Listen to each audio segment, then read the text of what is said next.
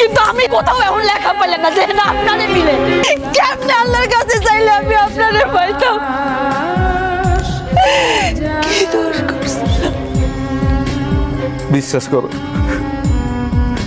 আমার মা আর আমি আমাকে ভুল বুঝতে পারছি। আমার তোমার সাথে অনেক বড় অন্যায় করে ফেলেছি। আমাকে তুমি মাফ করে দাও। আর কোনোদিন তোমার সাথে আমরা কোনো কিছু করবো না। আমরা সত্যি তোমার অনেক ভালোবাসি। আমার মা অসুস্থ অনেক, বুঝছো? কিন্তু আমারও দেখতে চায় না, শুধু তোমারও দেখতে চায়। সে তার ভুল বুঝতে পারছে। চলো তুমি আমার মাফ করে দাও, চলো আমার সাথে।